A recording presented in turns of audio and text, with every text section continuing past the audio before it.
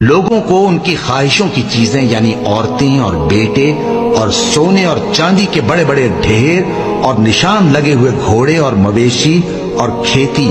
بڑی زینت دار معلوم ہوتی ہیں، مگر یہ سب دنیا ہی کی زندگی کے سامان ہیں اور اللہ کے پاس بہت اچھا ٹھکانہ ہے۔ اے پیغمبر ان سے کہو کہ بھلا میں تم کو ایسی چیز بتاؤں جو ان چیزوں سے کہیں اچھی ہو؟ سنو، جو لوگ پرہیزگار ہیں ان کے لیے اللہ کے ہاں باغات بہشت ہیں جن کے نیچے نہریں بہ رہی ہیں، ان میں وہ ہمیشہ رہیں گے، اور پاکیزہ بیویاں ہیں، اور سب سے بڑھ کر اللہ کی خوشنودی۔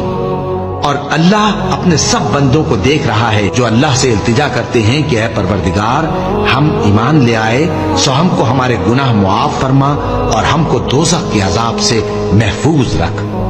یہ وہ لوگ ہیں جو مشکلات میں صبر کرتے اور سچ بولتے اور عبادت میں لگے رہتے اور نیکی میں خرچ کرتے اور اوقات سحر میں گناہوں کی معافی مانگا کرتے ہیں۔